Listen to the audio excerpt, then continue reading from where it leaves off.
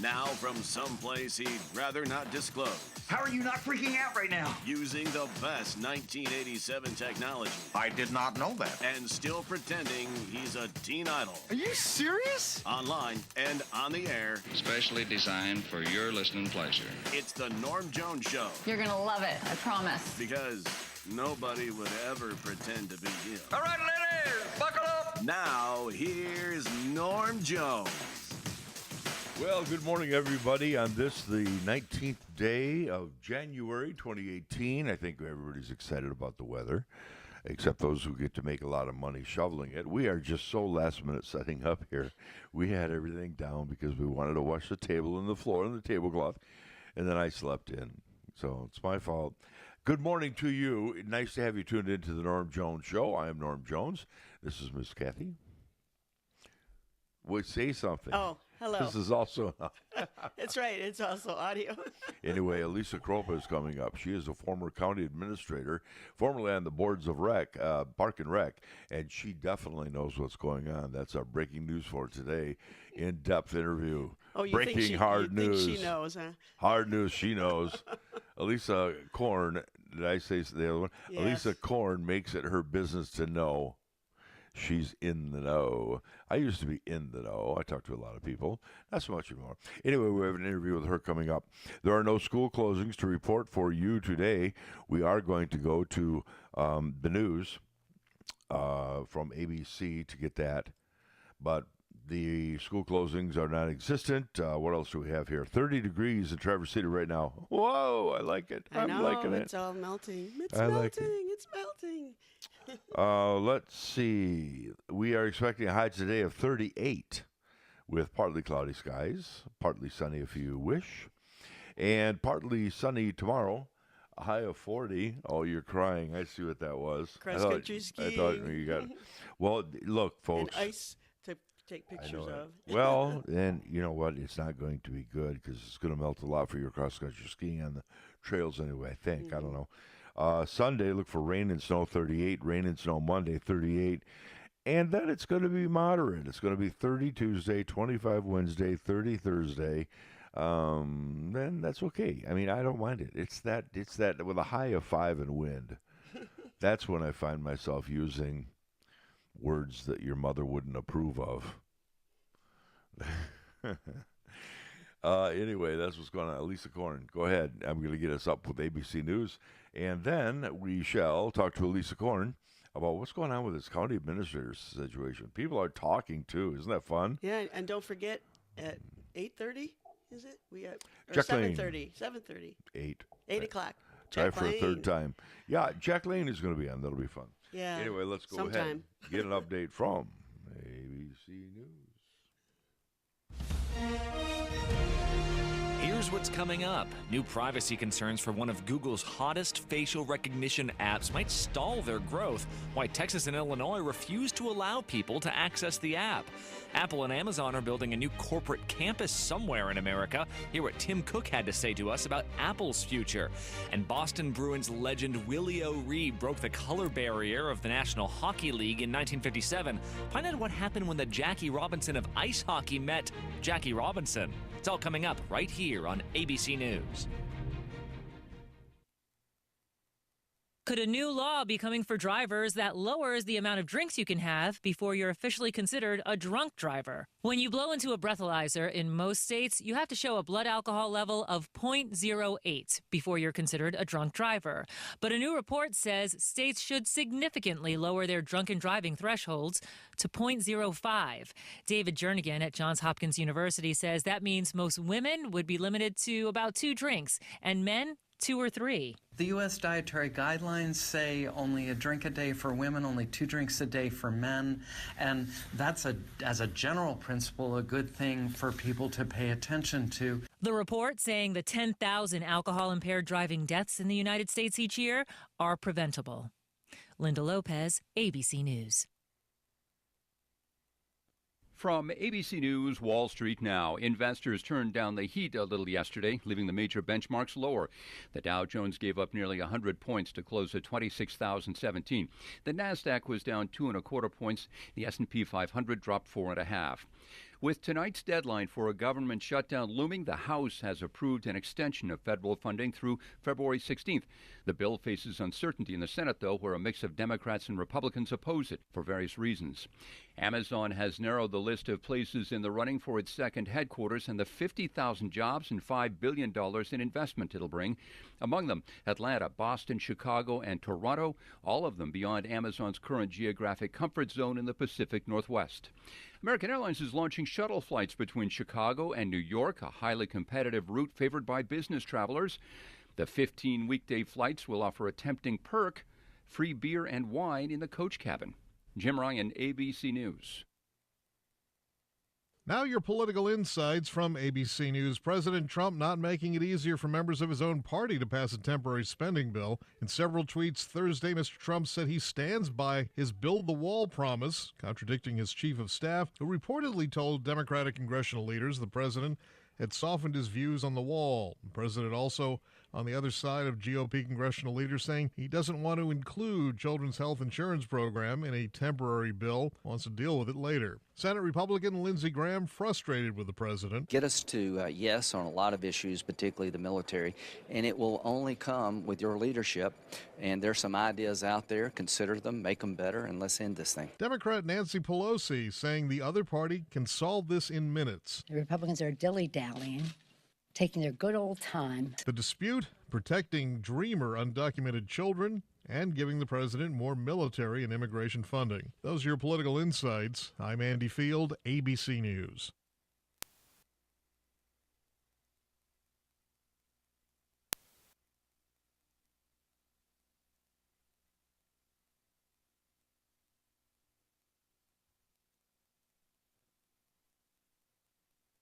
New Zealand's Prime Minister is expecting a baby. These are your world headlines from ABC News.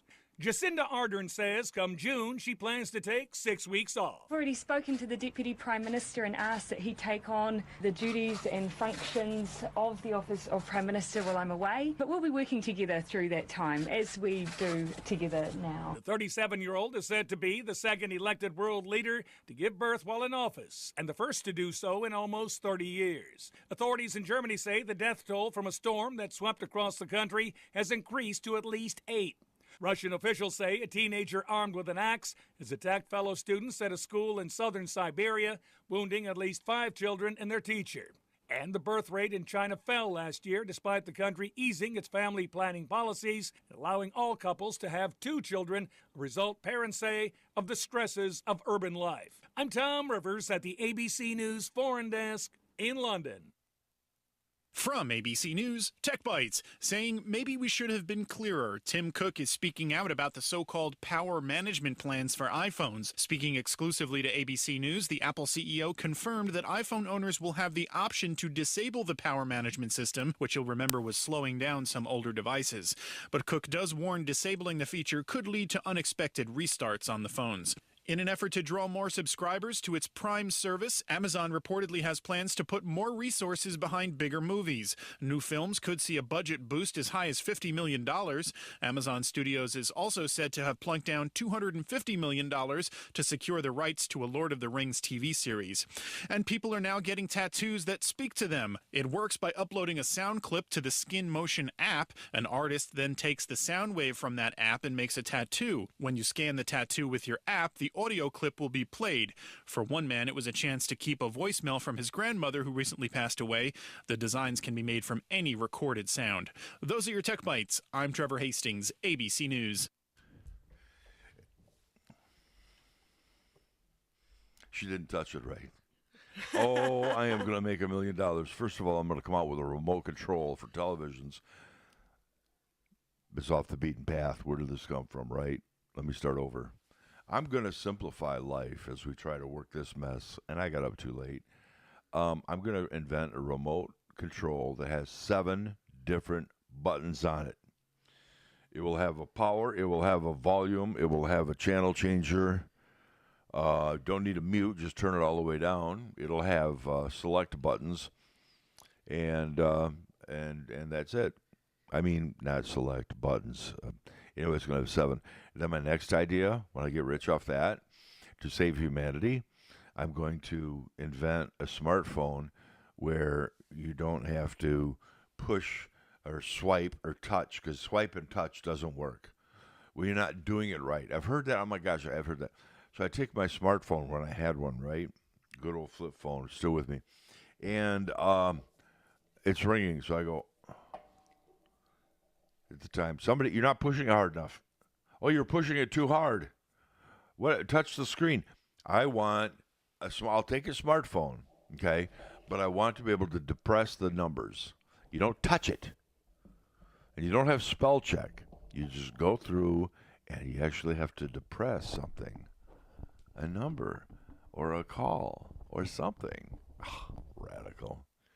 And don't say I'm old and stupid. I always look for the path of least resistance, which makes me an efficiency expert.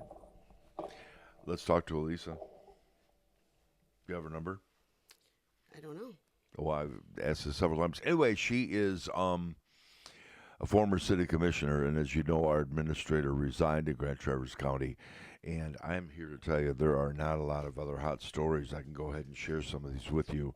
I mean, they're important, they're significant, but, well, I take that back. No, they're not. Let's see. Hi, Alisa. This is Kathy. I'm going to put you on speaker, okay?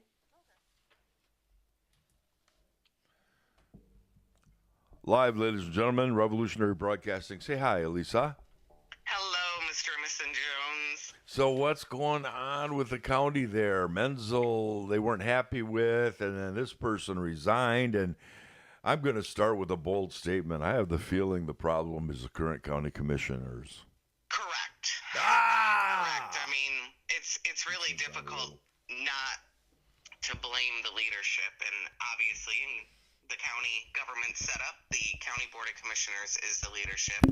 I know when I was one, I took the blame for a lot of stuff, and I think I reached out to a couple of commissioners this week, and I gave them some unsolicited advice, and my advice was to stand in front of the public and say, shame on us, we screwed up. If I was there, I would say it. Do they know? That goes a long ways if you just start with admitting that and saying, what can we do together to solve it? Do they know they screwed up? Some, and I can go ahead and mention them, but I'm not going to. I don't want to drag you into it. But there are some commissioners who seem to be a little high on the horse and maybe aren't willing to concede and say, we need to go. There's one statement where somebody said, oh, we're perceived as it's falling apart, but we have leadership. Everything's going to be great. Reminds me. That person's wrong. I will tell you that very seldom do I say I agree with the Record Eagle editorial, but the editorial today is spot on. The last thing that the county needs in a leader, which in the hierarchy there is the chair of the board, the last thing the county residents and employees need is a leader saying, oh no, everything's fine, don't look over here, we're good. We're not good, and that's okay. A lot of companies, a lot of countries, a lot of boards go through restructuring and times of crisis where they actually come out better than they were before. But in order to do that, you have to have a plan for restructuring. And Grand Traverse County kind of sailed along for 30 years by borrowing money and going into a little over $50 million in debt under one administrator's leadership by looking the other way, promising these pension benefits and retirement things that they could never provide. Well, that group of people all hit 60 about the same time and retired, unfortunately, right about the same time as the stock market crashed, and the rest is history. So our board came in at that point, the first board that made public that Grand Traverse County was in a financial crisis, and how do we solve it? But unfortunately, we didn't have people work together with us. They wanted to battle us. It took 2 years and 4 different financial groups just to prove to people that we actually had the debt, which was a ridiculous waste of time that we needed to try to solve things. By time we proved to people we had a debt, because I don't think now there's anybody that will say to you, no, they don't have a debt. But 4 years ago, if I said it out loud, I was laughed at. Right. So our board sort of was able to take that and make it public. But unfortunately, the majority of us weren't able to stick around to implement the plan. we were able to get an administrator and Mr. Menzel that had that plan and that vision and was willing to implement it. But Tom said from the beginning, I can't do it if I don't have a majority of the board. Well, unfortunately, there were people that listened to kind of some bad rhetoric and those that still weren't willing to believe we were in debt and thought this board of people just wanted to come in and slash everything. And in reality, we were just trying to make sure that our retirees were paid what they were promised and that we were able to still continue to provide at least the most basic of services without raising everybody's taxes. All right, so that didn't work. Here's what we have. First of all, I'm going to mention my understanding is this former administrator, if you go back a few years, and I don't know if it's a deputy administrator, kind of walked away with the golden parachute. Yes. Yes. And they're the ones who made the miscalculation with the early retirement. But without getting into all of that, we have somebody running around on the Titanic saying, it's not going to sink. Settle down, everybody. We're going to be okay. By the way, get in the lifeboat. So where do we go from here if they're not willing to admit, hey, we screwed up, we have to regroup? If they're not going to do that, where do we go? What's going to happen? It doesn't work. It's not possible to make the structural changes with a 4-3 board. It just isn't. You know, a lot of people talk about the balance of power in the Congress. You know, how many Republicans are in the House? How many Democrats are in the House? Well, all of us know that that's because, unfortunately, American politics today is two parties. I wish it wasn't, but it is. And you know that if you have a majority of Democrats in the House and a majority of Republicans in the Senate, you're pretty much not going to get anything through. Well, that's exactly like a small town board with a 4-3 vote, you know, or any other division, depending on how large your board is, where you've got that kind of majority and minority, you're not going to get anything through. So what it is, it's going to be up to the voters of Grand Traverse County to decide and listen to the candidates this year. Which direction do they see is going to dig us out? And then putting those people in office so that we can actually get something passed. I would recommend not re-electing the chair of the board. We have somebody who's standing literally knee-deep in water as the boat sinks and saying, don't look here, we're doing great. Everything's great. This is not the kind of leadership that we need. So, you know, my personal opinion is the chair and her side of the board that tends to vote with her seem to want to look through too much of a rosy-colored glasses here. And in a crisis, you need leaders that can actually admit we have a crisis. So I would say look at the candidates that are going to run this year and vote and listen to their plan. But if somebody says to you, we don't have a problem, I would recommend not voting for them. Okay, well, listen, I would go ahead and say how many are up for re-election then this year? All 7. Okay, wow. Whoa. Wow. So the county commission are 2-year terms, and they do not stagger like the city commission. Right. So every 2 years, every commissioner is up. Now, here's the interesting thing that people don't realize. Each commissioner represents a certain district of the county.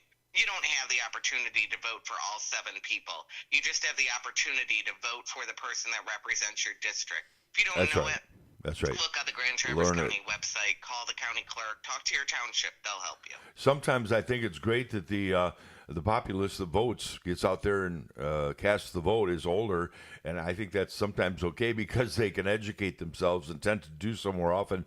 Do we actually vote then on a chair of the county board specifically? No, so the county commissioners are elected, and then when they convene for their first meeting, they elect the leadership of their board, so a chair and a vice chair. This person will not be chair again, but I hope to see that this person will not be on the board. Because I just think if you don't have the ability, the character, the integrity, or the backbone to stand up and say, this board I'm leading made some mistakes, so let's dig ourselves out of it, then you're not a leader. I have a quick question, Alisa. Yeah. What do you think it would help if we staggered the re-election? Not this year. Well, we won't, but I mean in the future.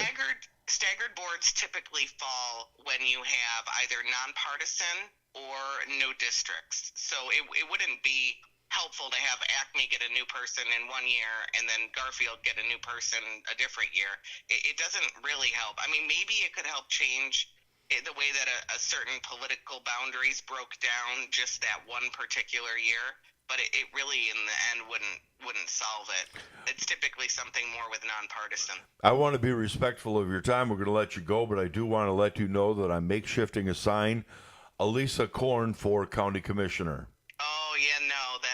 is certainly not going to happen. But I will tell you, I will be involved in supporting candidates and seeking out candidates. And if people are interested, they're welcome to contact me or find out more about it or what it means. But I actually have a thing called the Hatch Act. So I am paid by the federal government at my job, so I'm unable to retain my job and serve in a partisan public office. So there you go. That is not me. You get to break the news first. I am not one of the candidates I'm speaking of, but we are actively recruiting and seeking a very good group of people that have a vision and will carry it through and have the character and the integrity to admit when they make a mistake. Wow, you are just a wealth of information. Alisa Korn, thank you so much for being with us. Have a great day. I'm going to go to that job. Thank you. Okay. You bet. Thank you. All right, well, I guess if you want to disconnect her, I guess this just means, Kathy, that you're running.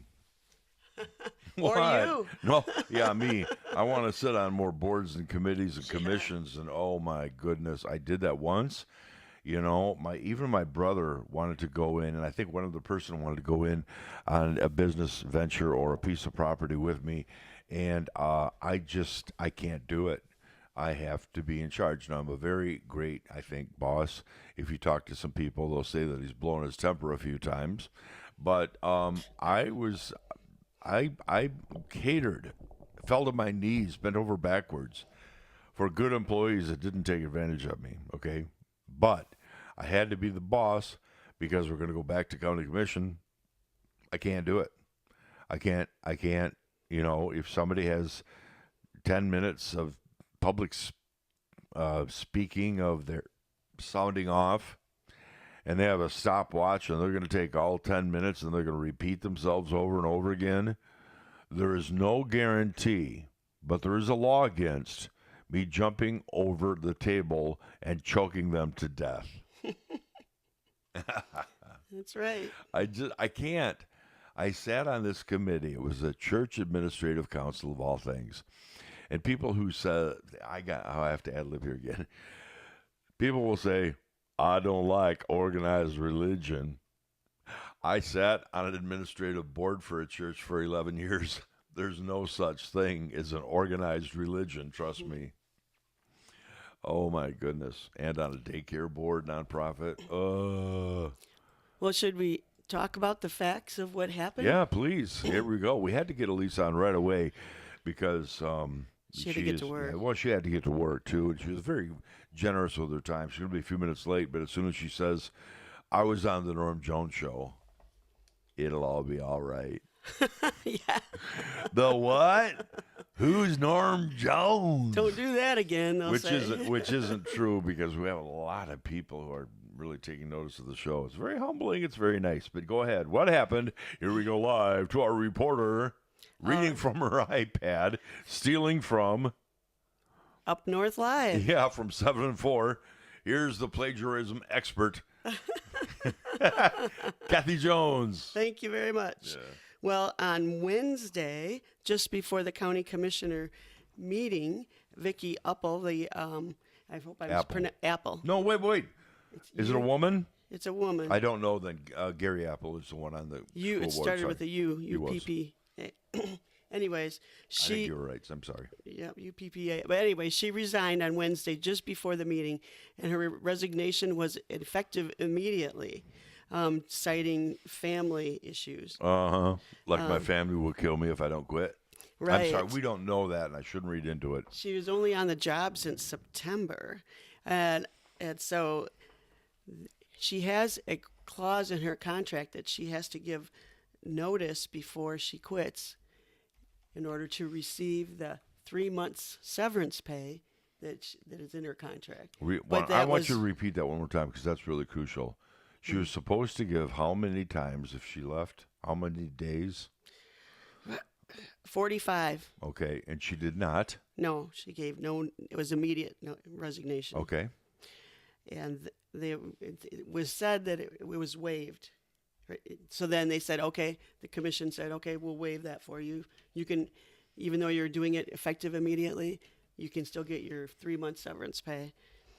And so on Wednesday, at the meeting, Carol Crawford had said, who was the board chairman that Alisa referred to, we are not without leadership. We are not without a direction.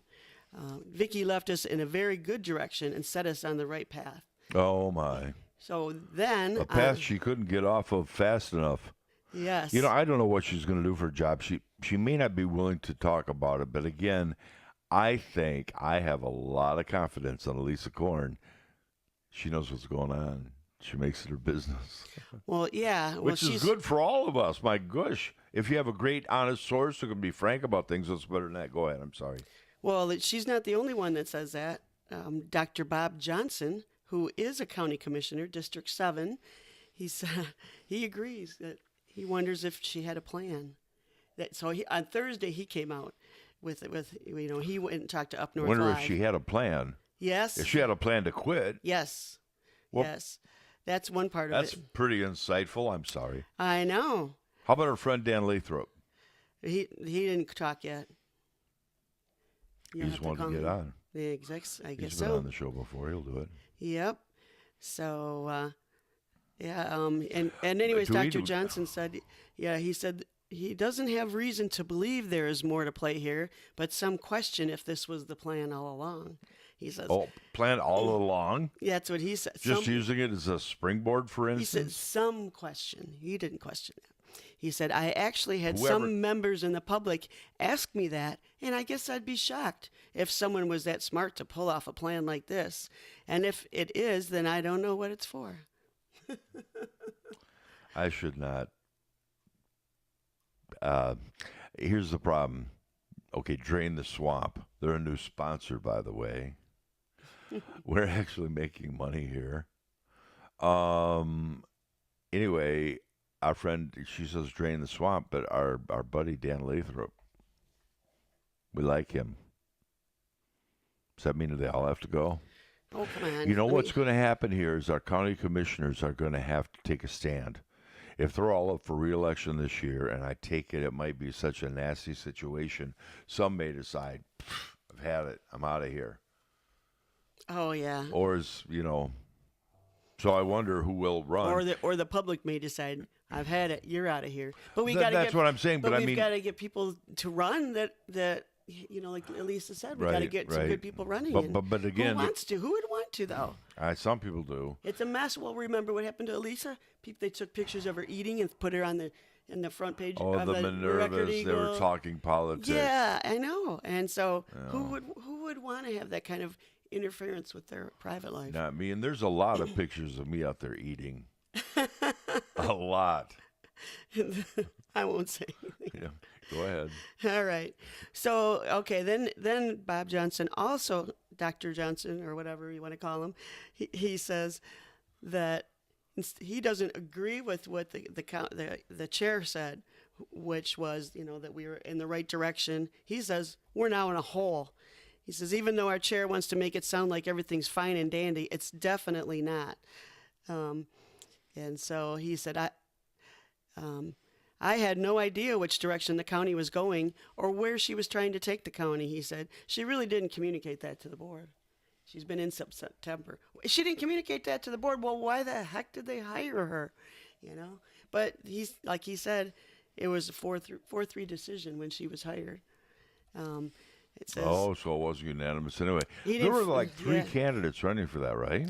I can't remember, but he didn't feel like she was the right person for the job at the time. Of course, obviously 3 people didn't. And then if you recall, the former county commissioner, Tom Menzel, he had hired a deputy. County administrator. Did I say that? Commissioner.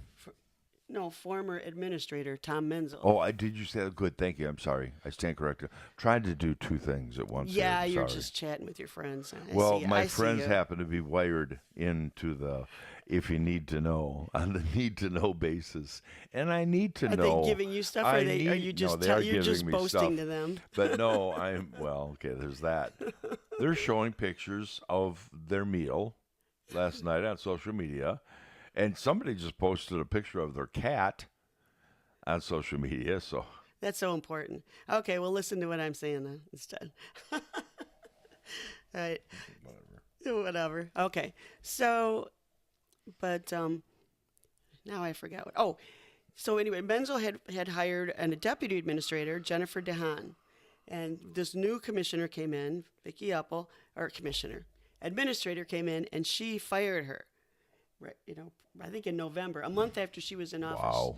And days after that, the finance, what do they call it? The finance director, chief financial officer, whatever. Okay, whatever they're called in the county. The top financial person, she quit right after that too. So then that's why they're talking about we don't have any leadership, and then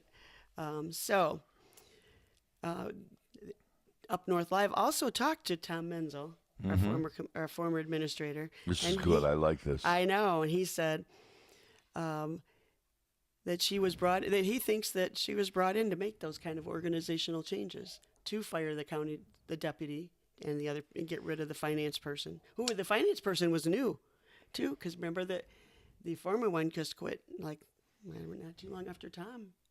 Sometime during Tom's, I think when he put in his resignation, or I don't remember now. So Tom says, usually she was hired with that charter, and I think she did what the current majority of the board wanted her to do. So that they wanted her to do those things, but this is the other part. He never spoke to her during their transition. So when you're taking over an important position like this, wouldn't you talk to the person and the outgoing person? Well, you certainly should. I don't care if the person before you was fired. I'd still want the perspective. Yeah. Whenever you're in a position like that, be it even President of the United States, you need to bring in the experts. You need to listen to the Joint Chiefs of Staff. You need to listen to the minority leaders. You need to feel where everybody is, and they can follow the county commission all they want, but when you get people behind closed doors, and not at Minerva's.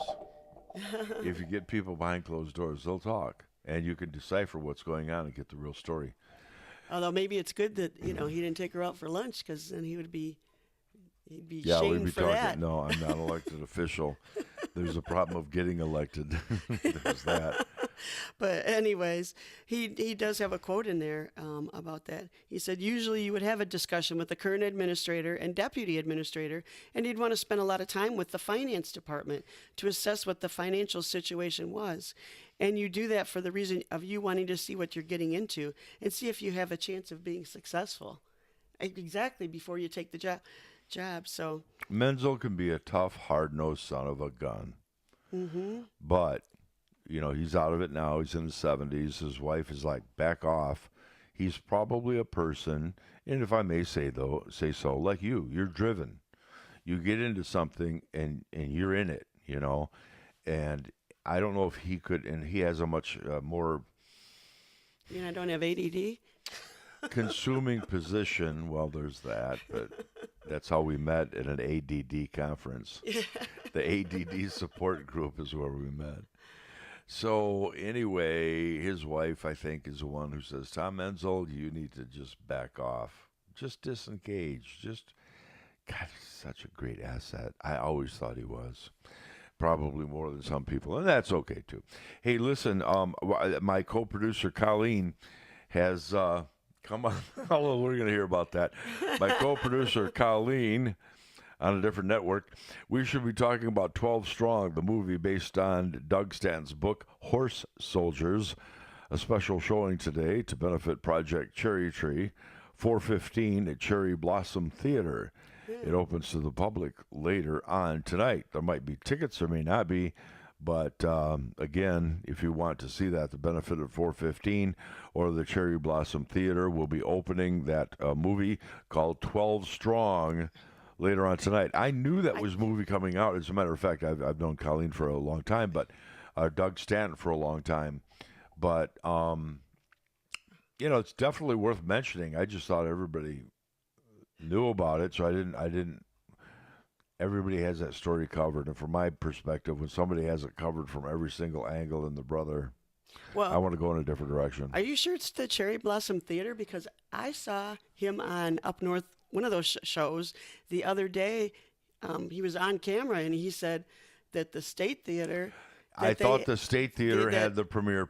Yeah, the Warner Brothers had paid for the State Theater to premiere it, and the State Theater didn't have to pay anything into our small town theater, and he was so excited that it was that. So either she's wrong or something happened, and it's there change was it. also a pre-premiere last night. That was at the State Theater. Oh, okay, got it. There's a pre-premiere there, and then there's a premiere. Okay. Yeah, a world premiere, as opposed to a Michael Moore premiere. Well, then they had a premiere last week in New York, in Manhattan, too. For those who don't know, by the way, and I do feel that the State Theater is a great asset, and I'm really happy that there's an anonymous donor out there that will keep it afloat because it's not making it on their own. Movies cost money, and they show 25-cent movies. All that aside, it is a great asset, but it was founded by, are you ready? John Robert Williams, Doug Stanton, and oh yeah, Michael Moore. And yeah, he threw his weight. Let me rephrase that. Where's that picture of my mom? He threw his weight. It's in the bedroom. Don't bother.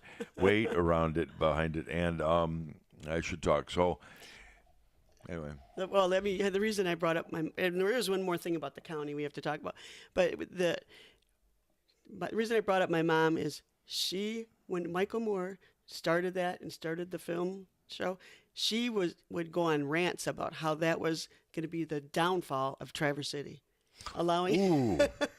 We had to finally tell her, Mom, stop talking about it. Your friends don't want to hear it anymore.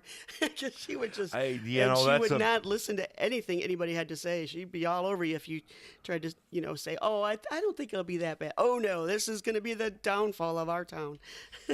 Oh boy, you know what? I think that's a pretty big statement, the downfall of the city. I have gone on record in saying, let's say that for whatever reason, find a Republican or conservative polarizing figure. Let's go with Rush Limbaugh. Would I open a theater and get the backing of Rush Limbaugh and show a bunch of conservative films, lie about my own films not showing there, and we wouldn't show blockbusters? That was an outright lie. And people who support things say it wasn't a lie. It was just it was different. No, you lied. So anyway, I would not put Rush Limbaugh in charge of one of the founders of the State Theater. I wouldn't do it. First of all, I don't really listen to the guy at all. But I was just trying to find a figure who's really conservative. Okay, Donald Trump. Wouldn't let him run the theater either. It's too polarizing. Mm-hmm. Well, anyways. Anyway, that's that State Theater off the beaten path. Right. One last thing about the county, though. Poor Jean Dorenzi. The county? The county. Mm-hmm. That she was supposed to take the position in the city of the Downtown Development Authority, whatever that is, chairperson or whatever. What is that called? Director? But she was supposed to take that position. Yes. And now that's going to be delayed because they don't have anybody else to run the county. So she's going to take over the position of interim county administrator while they find another one. Go through the process. Well, I think that she wanted the job, but I think that she's probably, also flattered because she's an important cog, more important than ever. And we need her, like we needed Menzel, I think. But she was going to go with the DDA, and I tried to get it. They have been, since Brian Crow, the DDA has been horrible. And I think it's, what? People say, what's the difference between the Downtown Development Authority and the Downtown Traverse City Association? I don't know. I do know, but it's negligible. It doesn't even matter. They have been impossible to get an interview with, and I will go on record right now and say, hey, we've had people, starting with Bacigalupi and his successor, who's running it right now. I love Colleen, but they're just very distant and unwilling to give interviews. Your job is the public relations. So when Jean Dorenzi get in there, I don't know her real well. I've met her once. Then I think hopefully she'll be a little bit more open and transparent. And the other thing I noticed under the previous administration, after Brian Crow, I called and so-and-so's in a meeting. Now, a lot of people will say, and possibly accurately, look, they didn't want to talk to you. I don't believe that. It was the largest local TV, radio audience talk show in the market, but I can't. I don't believe that. I believe they just, well, maybe it was my snarky attitude. Probably. I wouldn't want to talk to you if I were them. Why do you talk to me? That's the great unknown. Yes. Well, Marcia does have a comment about Dr. Johnson. She said, "Is that the same Dr. Johnson who voted no on animal control?" I don't know, but animal we control. welcome our comments from our people. I think she means. I wonder if I don't know. My only opinion on animal control is it certainly wasn't very efficient. We had 2 full-time people to take care of stray dogs. You can have a stray cat. That's not illegal, by the way. You have to have a license on your dog. You got to get new ones. All right, here's, this is so thin. Jack Lane coming up this morning in 15 minutes to save the day. And he will not be wearing a tie. I've never seen Jack in a tie. So I wanted to mention that. And also 2 things going on tomorrow, the Women's March. And I don't, I'm pretty good at making enemies. Maybe you've noticed that. But, and I hope I'm wrong, but I think there's going to be a women's march, which is sexist, of course. But it's going to be not about sex harassment, which is the focus. Somebody is going to have an anti-Trump sign. What say you? You think that's likely? Somebody's going to have an anti-Trump sign? Oh yeah, isn't it scheduled for this weekend because that's a year the after inauguration day? Exactly. Yeah, it was. But also going on tomorrow on the 20th of January is Piper's Picker Pickle Peppers Piper the dog, the Wonder Dog. The Wonder Dog. Yeah, I like I said, I was very saddened by that. But there's going to be. Sincerely was. I'm serious. I was. They have a. You're going to have to Google this. Go to the ticker or something like that. But they have a memorial for Piper at the City Opera House. It's free, but you want to get there early because it's going to be packed. Piper, you heard it here first on the Norm Jones Show.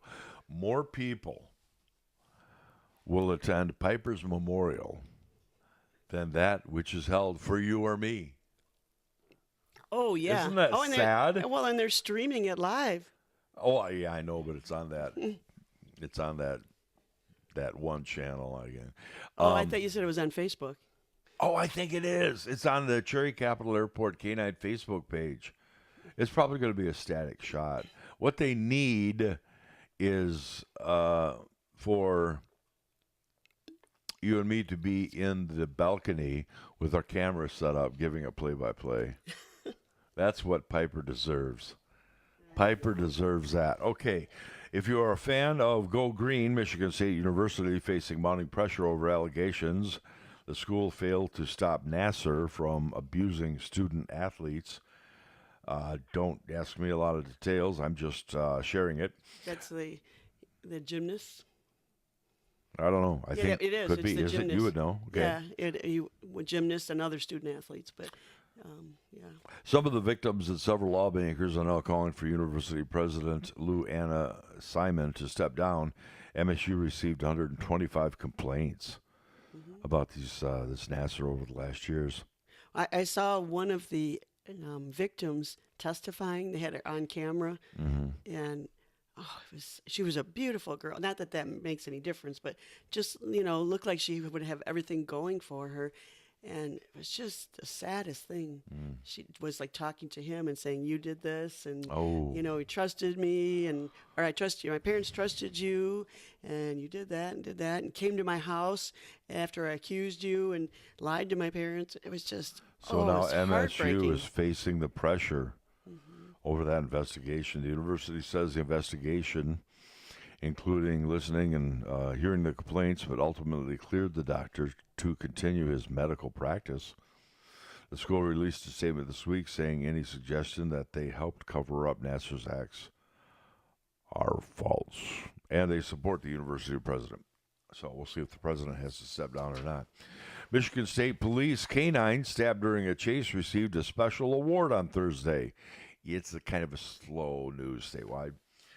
Troopers say they were chasing Jose Perez Jr. and Victoria Groth after the two drove by a home near Howard City and fired shots into a sawdust pile.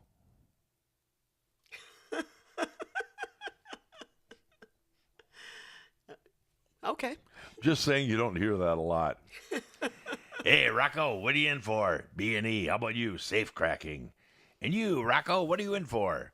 I shot into a pile of sawdust. After tracking down the suspects, police say they took off, leading officers on a chase for Bubba and Cooter. Perez later jumped out and ran off into the woods. Troopers say their canine Bolt went into the woods, and the dog was stabbed. Man, I tell you what. Oh, that's sad. You know, I wouldn't want to be the receiving end of the canine, though. I'll bet they have a few holes to show for it. Bolt with hardware to show for it, was awarded the Canine Blue Heart Medal at the department's recognition ceremony. After 2 surgeries, Bolt now back on the force. Dun, dun, dun, dun. That's a nice story, kind of. What? Are you reading comments? Story. It says, I don't see a comment on here, but I went to look at my phone just to make sure Jack Lane wasn't trying to contact us. And there was a message. I see it says Tom Mang kind of commented on something. But Can you share it? I don't know. Oh, he had, it was nice. He sent us a photo. We'll have to play that, show that Monday. Thank you, Tom. We have to wait till Monday photo. to do that, or can we do that during our interview? By the way, Jack Lane's coming our way in 9 minutes. We could do it if I am off the. I'd have to be off the air for me, or play with my phone on the air. One of the two. You can play with it on the air. Okay. We still have it's beautiful. Today's sunset. What is that? That was today's sunrise. Oh, it was yesterday's sunset over the Boardman. Oh, it's beautiful. What was his first name? Tom Mang. He went to high school with you. He graduated with you, and he is. He's a friend of mine that I met through photographing the Northern Lights. Well, darn, Tom, thanks a lot. Yeah, it's beautiful. Generally do first names.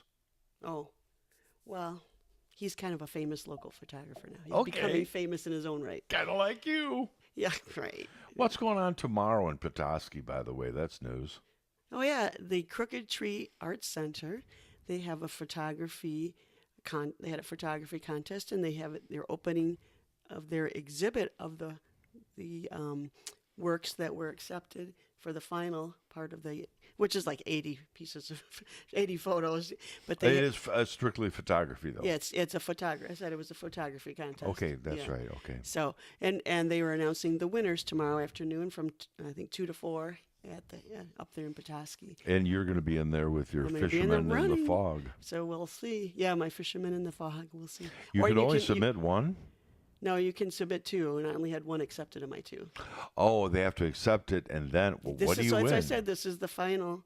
This is the final. I know. I'm trying to think and listen. But anyway, what you win, if you're first place, it's like $500. Second is like $250. Third, I forget what it is. And then they have some honorable mentions where if you're lucky, they'll give you a book. But still, it's like an honor to receive it. Of course it is. It's an honor just to be getting into the sure second. It is. This round that I'm in. But so tomorrow, that's going to be kind of cool. It's such a beautiful place they have up there. Can people attend that then? Oh yeah.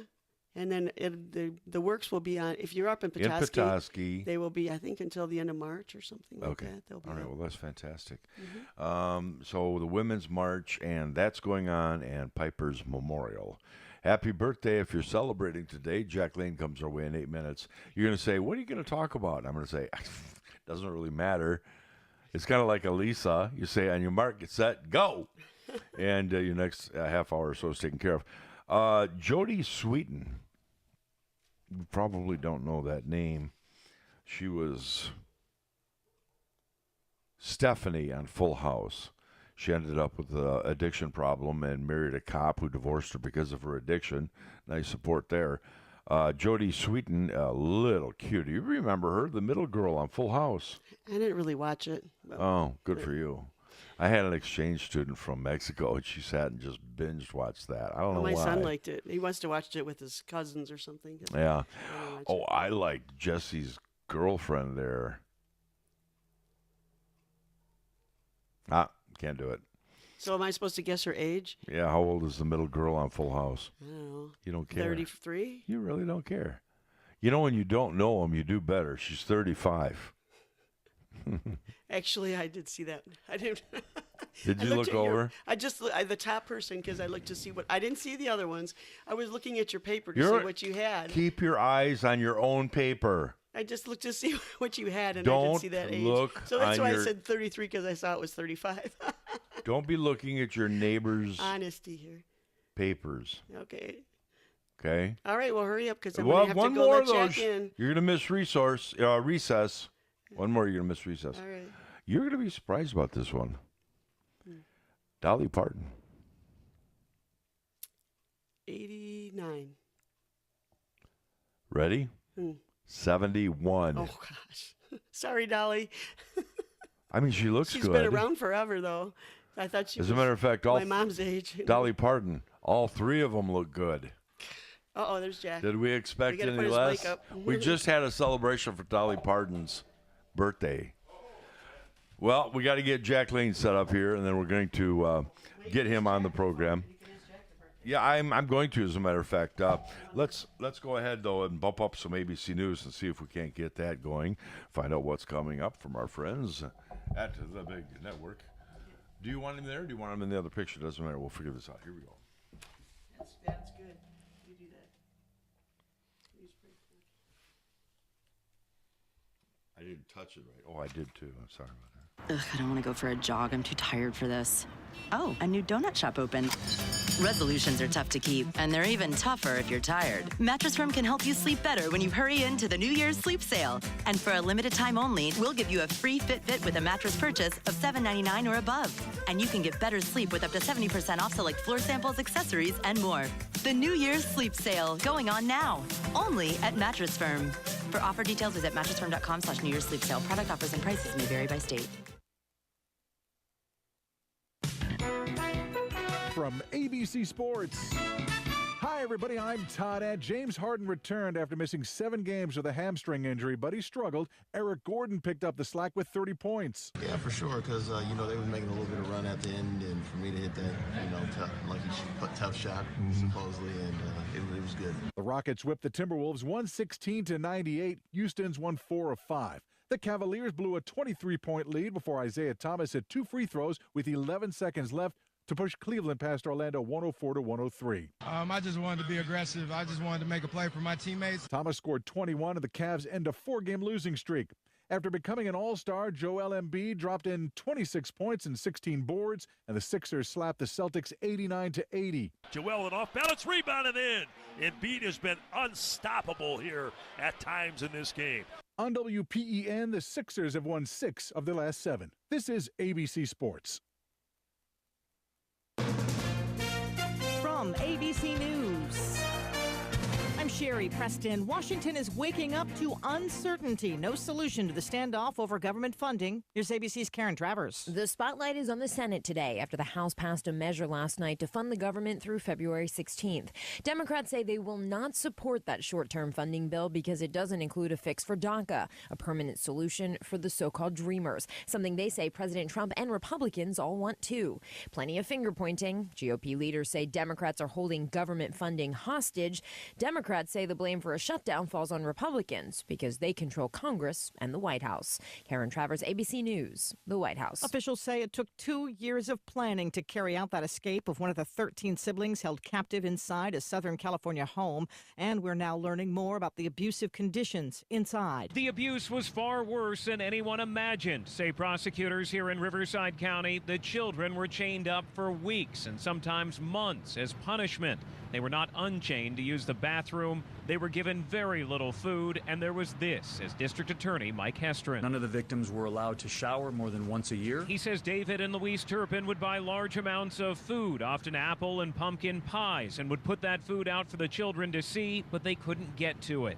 Alex Stone, ABC News, Riverside, California. The couple being held on $13 million bond apiece, $1 million for every one of their children. The second Women's March is scheduled to take place in cities around the country this weekend on the one-year anniversary of President Trump's inauguration. Anna Hovine tells ABC News she will be marching in Chicago. If you want to change something, you have to go out there and do something. You can't just sit idly by. That's why I went last year. Some of those marches will be holding voter registration drives as well. Today, President Trump will be addressing participants taking part in the National March for Life in Washington. This is ABC News. Now from someplace he'd rather not disclose. How are you not freaking out right now? Using the best 1987 technology. I did not know that. And still pretending he's a teen idol. Are you serious? Online and on the air. Specially designed for your listening pleasure. It's the Norm Jones Show. You're going to love it, I promise. Because nobody would ever pretend to be him. All right, ladies, buckle up. Now, here's Norm Jones. Ladies and gentlemen, welcome back to the Norm Jones Show. And as promised or threatened, promised. Promised. Let's stick with promised. Here he is, Mr. Jack Lane. Yay, Jack. How are you? Is there any studio applause that we could plug in there? That's kind of cheesy. I've heard that. That's the laugh track. We should have a laugh track on the show. I'm the laugh track. Oh, all right. We're on a budget. Okay, if I don't I'm laugh, just he saying. gets mad. We're on a budget here. Hey, you would never think we're on a budget by watching either. I did not know that from your promo run-in. Is that Eugene Levy? No, it's not. It's Dave Duran. He used to work in town. Now he's in Saginaw. Oh, he nice. Does the voice work for that station. I did not know that. Oh, Eugene Levy. That would be nice. Sounded like the station is. Well, it's for the rebroadcast on WJML. So anyway, Jack Lane, we're going to be talking about the Tigers, but first keep the camera on him because we are going to do famous birthdays. We have two of them. Okay. And the first one is the middle girl, Stephanie on Full House, Jodie Sweetin. You had no idea. Okay. Dolly Parton. I know her. Yeah. I know them both. Whoa! So... is that just my reaction to it, or is there a quiz? You have Do to I guess win her anything? age. Oh, guess her age. And Kathy blew it, and I'd blow it too. All right, so the girl on Full House, I'll take a shot because I would guess that she today is 43 years old. She's 35, not a bad guess. Okay. But Dolly Parton, now remember, her first hit was like 15 or 16 or something. Right. So I'm already giving you a hint. She's younger than you think. I would bet that Dolly Parton is 67 years old. Wow. Good for you. Way closer than I was. Way close. You said 80-something. 89. Because she'd been around for so long, right? Yeah. She's 71. Yeah. Okay. We have to ask. Ladies and gentlemen, our expert, go ahead. Yes. Use your judgment. Go with the force. Let the force be with you on the buttons. We have to talk Detroit Tigers. Oh, yes. What the heck is going on, and how soon do pitchers and catchers report? Pitchers and catchers, what is this, the 20th? It's the 19th. 19th of January. So pitchers and catchers report somewhere around the 12th. President's Day. No, that's not true. 12th is Abe Lincoln's birthday. When's George Washington's birthday? The day he was born.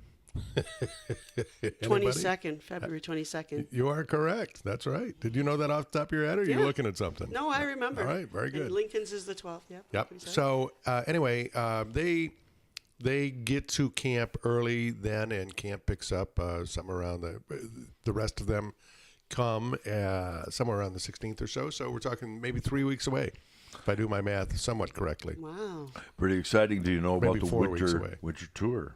Of course you do. Oh, yeah. The winter tour is a caravanning where they go from point to point to point. They're probably not coming up here this year. They are. Oh, they are coming to Traverse City this year? Alan Trammell. Oh, seriously? Yes. Alan Trammell, the Hall of Famer. And then there's a couple of others, and I'm going to go ahead and try to pop those up because I think you want to know this. When are they coming to Traverse City? I was so afraid you were going to ask this.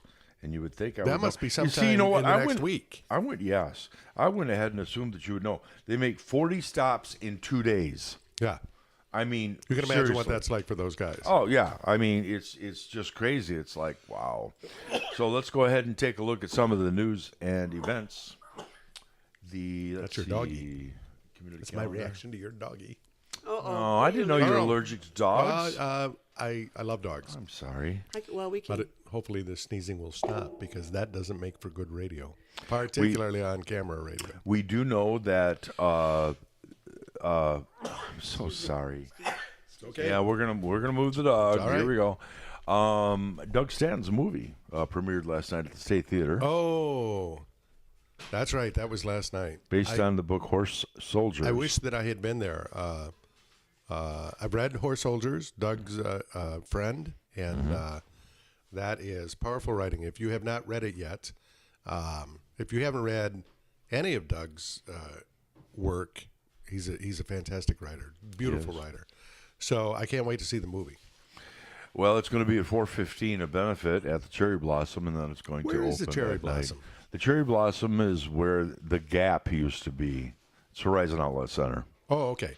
Yeah, you've never been there. I have been. We saw one movie there. Oh, okay. Went to see Sausage Party. Did you see it?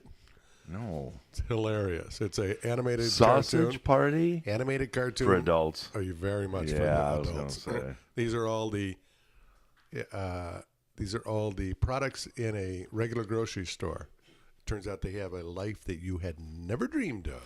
Oh, that sounds funny. Oh, it was hilarious. Oh, really? Absolutely hilarious. All right. Very bawdy, though. Do not take the kids or the grandkids.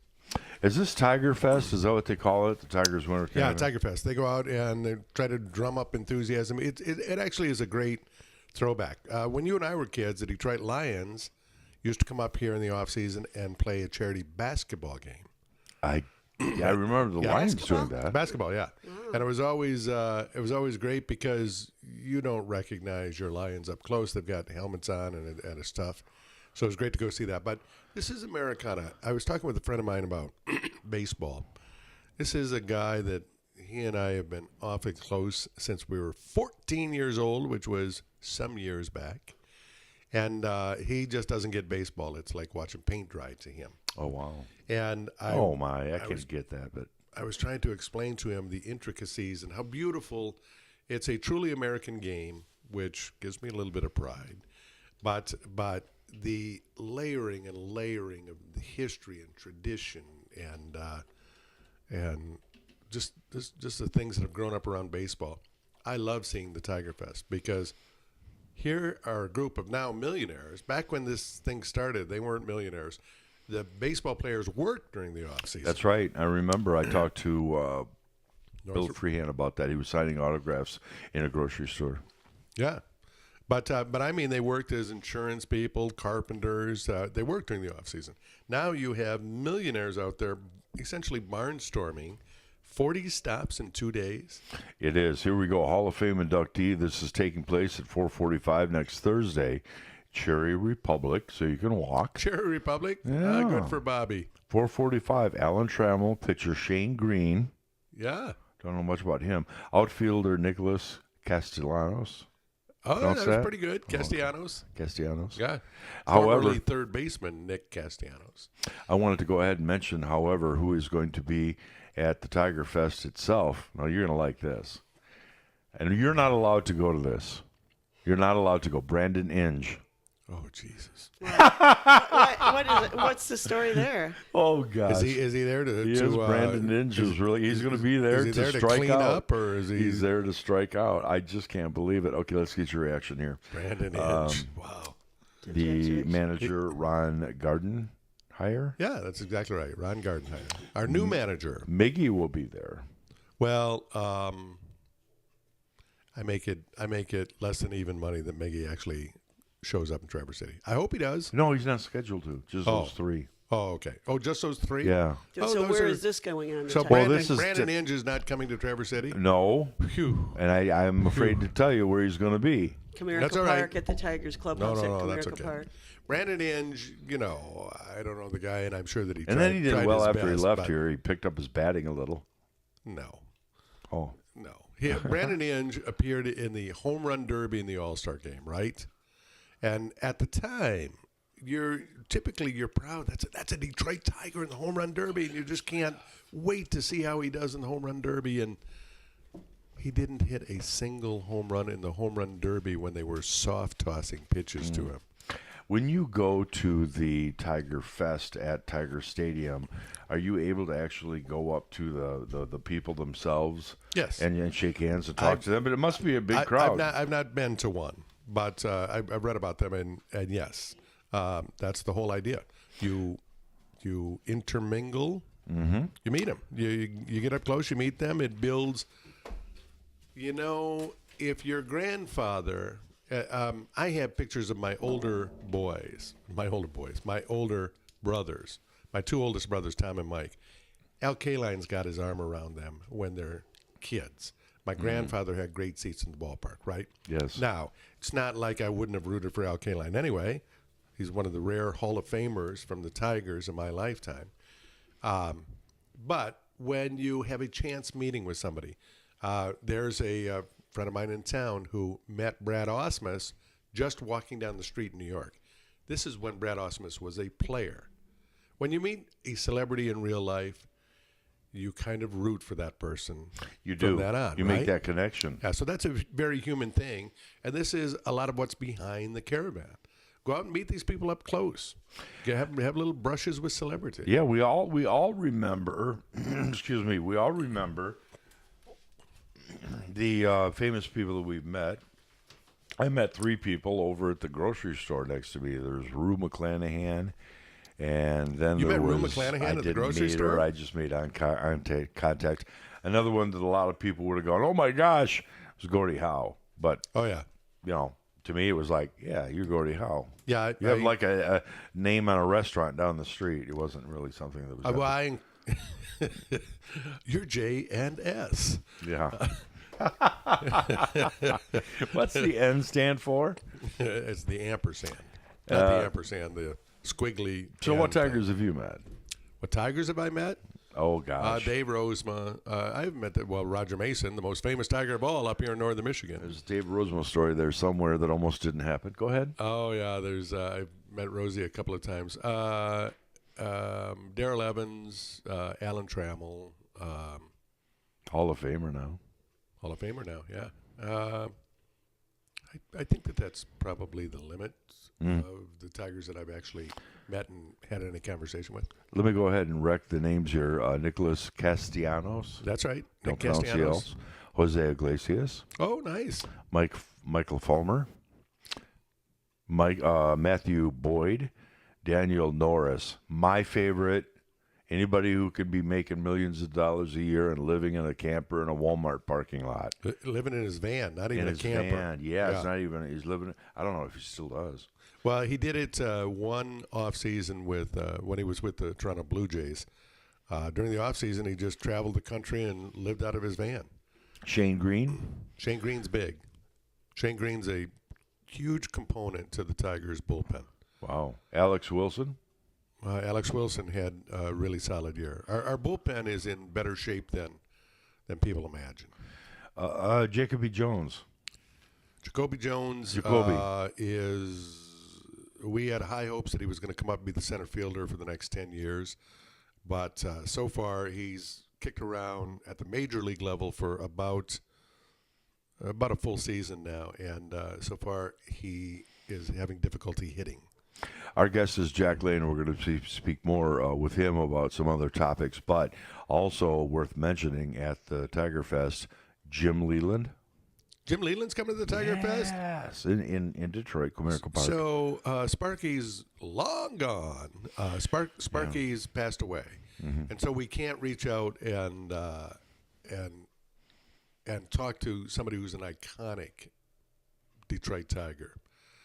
Even though Sparky went into the Hall of Fame as a Cincinnati Red, not a Detroit Tiger. And I get it.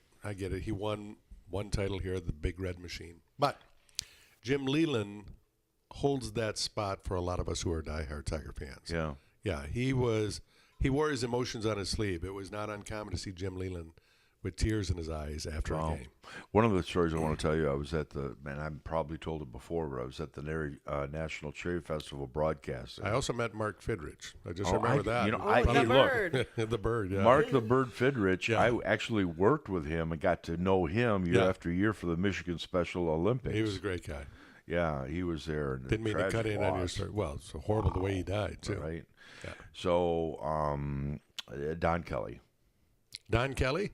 He's going to be there as well. Uh-oh. There's a story there I can tell. Don Kelly is not quite as polarizing as Brandon Inge, but there are people who loathe Don Kelly. I happen to. He was a super utility guy. Don Kelly could have played all 9 positions in a game. Oh. I don't think he attempted it, but he could have.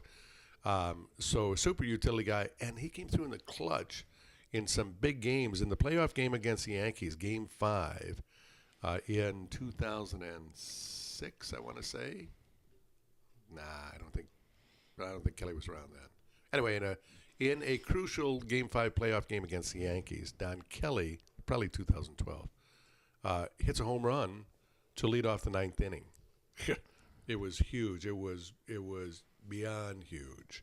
So I'm a Don Kelly fan. We're going to go on to other things. First, what do we expect from the Detroit Tigers this year? I thought it was our pitching that was a problem. We got rid of a lot of our older people. Justin Verlander now has a World Series accomplishment. Yes. What can we expect? Experts are projecting the Tigers will have the worst record in baseball. People are, I don't know what Vegas has the over-under at, but people are projecting 100-loss season. Oh, my. So we're talking about the dregs, right? Rebuilding, yeah. Well, hopefully. It's definitely rebuilding. You need to have hitters score runs. Good pitching does beat good hitting. And our pitching, there's an argument that our pitching from top to bottom is decent. I won't say it's superlative, but there certainly is an argument that it's decent top to bottom. If people perform, if Boyd and Norris perform where they should, Fulmer, could be a Cy Young candidate. Jordan Zimmerman was an all-star. So our starters are there. There are great arms maturing in the minors that can step up, hopefully. But it's the hitting that's going to be our bugaboo. Miguel Cabrera is going to have nobody protecting him in the lineup. I believe they're bringing Victor back. Martinez? Yeah. But Victor, at the age of 39, has not produced steadily for a couple of years. And, I've seen great hitters. It is a rare great hitter that continues to hit with authority at the age of 39. So it's scoring runs. Tiger fans, get used to seeing a lot of games in which the Tigers score 1 run or 2 runs or no runs. However, that's the sober assessment of it, right?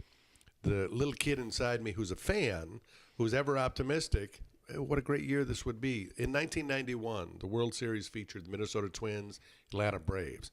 Jack Morris's finest moment, right, unfortunately, came as a Minnesota Twin. In Game 7 of the World Series, Morris throws a 1-0 shutout. 10 innings, complete game. Morris went out there all 10 innings. Got a 1-0 shutout to win the World Series. Both teams, both Minnesota and Atlanta, had finished last in their league the previous year. Okay, let me don't. So stuff can happen. Yep. That's what I'm saying. Let's my one story, because it's my very, very, very few things that make my life interesting. These are a few of his favorite things. Everybody just get arm in arm together. I just smacked Kathy in the head accidentally. That was beautiful. That ain't right. I wish the show was cut, retake. It's not. But I was down at the open space, and I'm just talking to nobody. They had me down there like 10 in the morning. I remember you used to have me on once in a blue moon. That's how bad it was. Yep, and I was down there even before the elephant ears were being served. So it was a sad day. Oh, but I'm down there broadcasting, and here comes this guy. He's walking alone. Yeah. And I went, it looks like Ernie. Ernie Harwell. Oh. They sent him over to me for an interview. He was all by himself, One of the sweetest men on the face of the planet. He came over, and gosh, you know what little I know about the Tigers. So we talked about the health benefits of walking and his partnership with Blue Cross, Blue Care Network, which is now called. And so that's what we did, but that was pretty interesting. Okay, coming up tomorrow, I do want to mention this. We do have a comment. Oh, I wanted to comment on, before we comment on that. I said you were coming up, and they're like, somebody says oh gosh. So I told them Jack Lehman's going to be says, oh, all those Lane boys are so handsome. And I said, You've never met Mike? Save that for him. Michael. Oh, man. Anyway, we do have a comment. But we do. Eileen has given us a comment on Facebook. She said, Jack Lane, I just wanted to tell you that our family knew your mom very well. She said she was our gal who sold us our home, loved her. We had a lot in common. She said that we shared the same name, Eileen. I like it. It's true. My mother's middle name was Eileen, Elizabeth Eileen, because my grandmother's name was Eileen. I wanted to ask you about this, too. My middle name is Eileen. I didn't know that. Actually, it's not true. My middle name Eileen. is my mother's maiden name. She waited for the sixth child to hang the maiden name on a kid. So as a boy growing up, my legal name is John Krause Lane.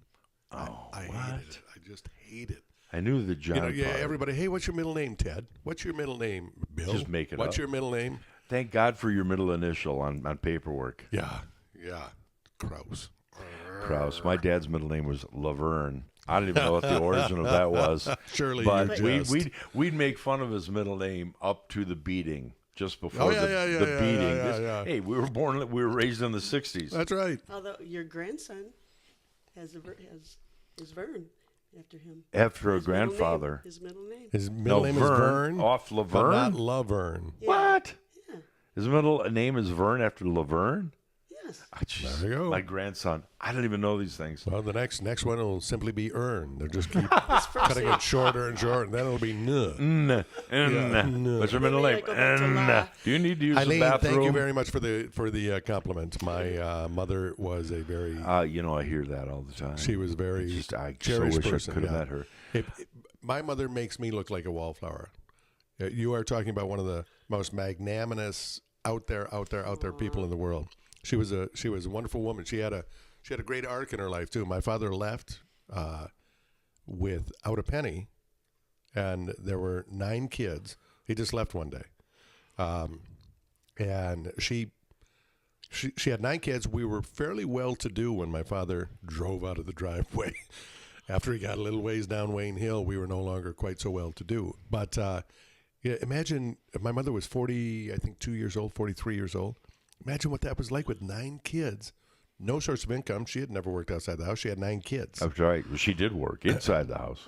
Yeah. And so she got into real estate at the age of 46. By the time she was 60, she had amassed $1 million. Wow. I mean, and she was a dynamo. Anybody who ever met her ethics could not have been any more resolute. She gave you the impression. I got into real estate. I was 32 years old. Man about town. The next Donald Trump. Chuck the hair.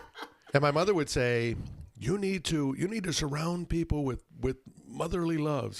I can't do that. I'm 32 years old. I mean, that's not in my bag. I can say this now. Now I'm 62 years old. Right. I can say that I believe if you go and read the testimonials about my clients, I think I do that now. And I think I do it now because I grew up as my mother's son. Wonderful tribute. Did you remember that? I think it's fantastic. Oh, she was. People come up and go, "Oh, I miss your mother." She's been gone for 21 years. I want to mention this. 2 weeks after his passing, Michigan's most famous airport dog will be honored tomorrow. Yeah. Public memorial. That's going to be Saturday at 3 o'clock at the City Opera House. And this story was on the Twitter. It is now on MLive. Oh, yeah. Statewide news. Oh, it wouldn't surprise me if this becomes a national news story. How many airport dogs are out there? Well, I don't know. My cousin in California, she had seen seen news stories about him. Yeah, too. yep. That iconic picture of him with the little goggles on. And does somebody know why he wore goggles? I know there's a funny answer there somewhere. It was a good look. No, it wasn't funny. He had issues with his eyes. I can't remember what I remember reading about that. Oh wow! It was he just looked so cool with those goggles. That's right. He was the Cherry Festival Breeze. Yeah. Yes. I feel bad for his replacement. I came past the airport this morning. The replacement's out back Smoking. Can't believe nobody mentions me. Well, I this got is nothing. No, wait a second. It's going to be. He's going to rehab. 7:15's coming in. They had an intervention. He's going to rehab. Everything is going to be fine with the new one. But naming him Dungeon probably wasn't a good idea. Is that true? Is that what his name is? No. Good. Did they already replace Piper? Well, I hope so. Well, I know they're going to. Who's going to keep the deer? Owl, By the way, birds out. Yeah. I was thinking about. So I drove down from Bel Air this morning. Uh-huh. I was at my sweetheart's last evening. So I drove down this morning, and when this happened, I thought I probably shouldn't say this, but I'm going to be foolish enough to say this. I grew up in Traverse City. I've lived in northern Michigan most of my life. I have never ever hit a deer. Have you ever hit a deer? No. You've never hit a deer? No. I've had 2 deer that ran into the sides of my car. The deer hits you as often as you hit the deer. Yeah. Right. This is what my friends tell me. I have a buddy who has hit 16 deer. And he's not a trade worker. He's unlucky is what he is. So I've never hit a deer. Knock on wood when I say that, except for Micah. But I almost hit one this morning.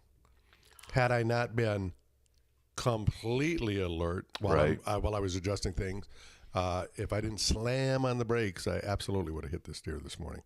A lot of people have those stories in northern Michigan. It's rare to meet somebody our age who's lived here all the time who hasn't hit a deer. You're right. Yeah. And we all know. He doesn't spend much time out of the city. We know what to look out for. If you see one, there's going to be more. That's right. I mean, I don't care if it's across the road. You better wait. Yeah. And I had a cousin who hit a deer, and that thing went through the windshield and was still alive. Oh, yeah.